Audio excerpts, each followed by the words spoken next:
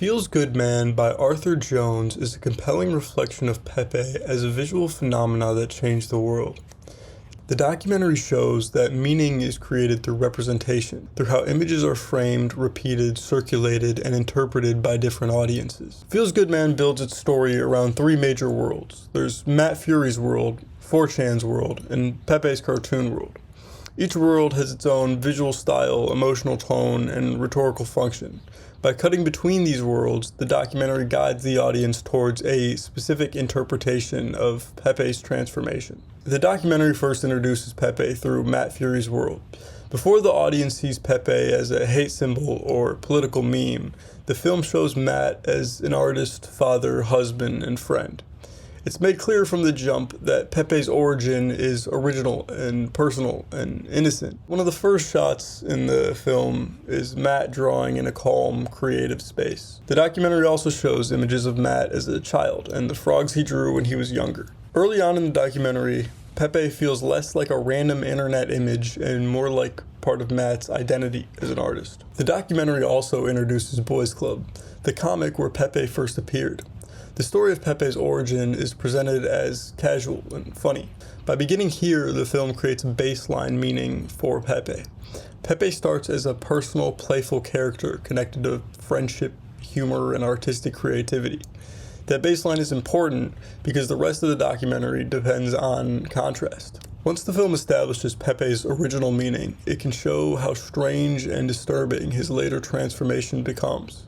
Matt's world is represented through warmth, sincerity, and creativity. The documentary uses domestic scenes, hand-drawn art, and interviews with friends to make this world feel human and emotionally grounded. One of the most powerful framings of Matt through the entire documentary was when his friend and roommate described how similar Matt is to the original Pepe.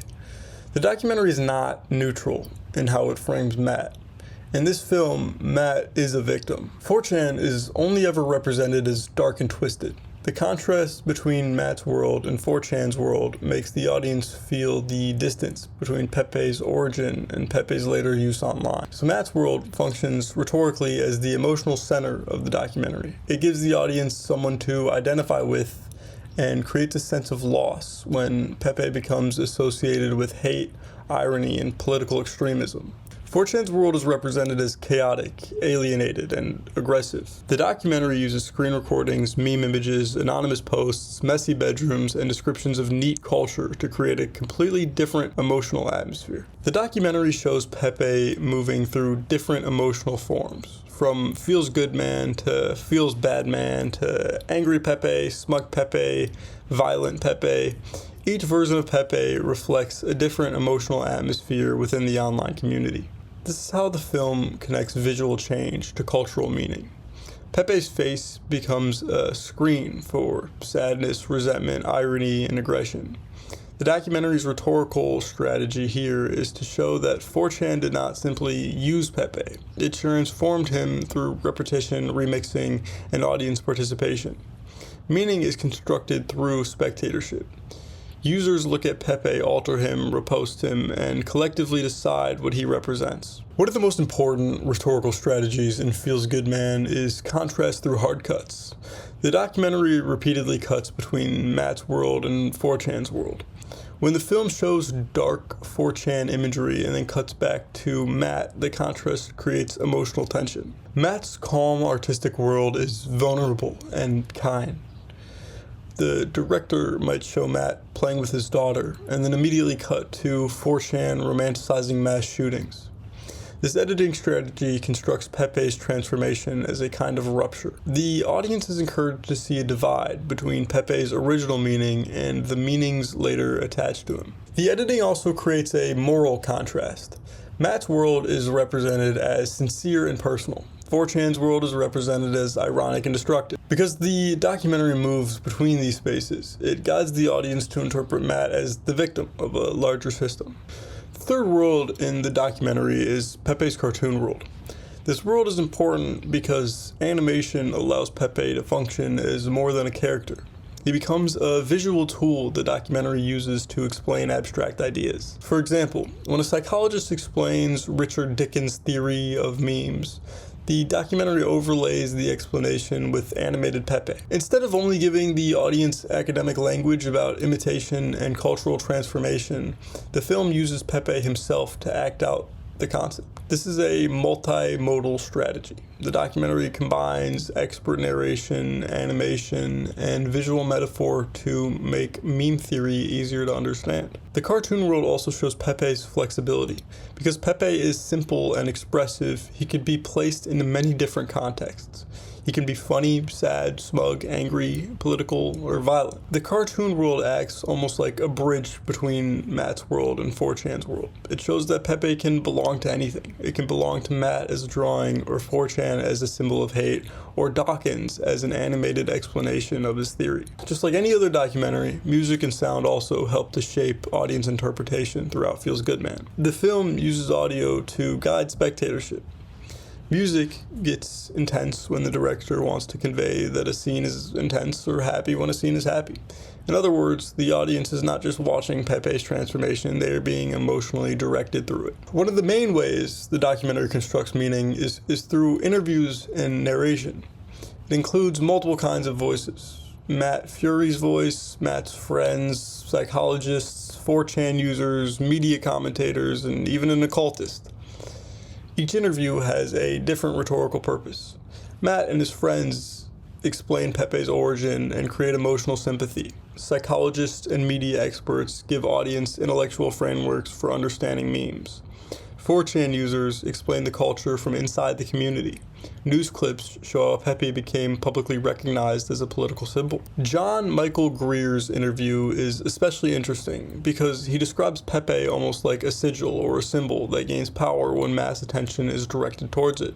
The documentary places him in a library with a whiteboard, which visually frames him as knowledgeable. This representation affects how the audience receives his explanation. The film does not just give us his words, it frames his authority visually. The interviews help create a well-rounded feeling that Pepe's story is being explained from many angles. But the documentary still controls how these voices are arranged.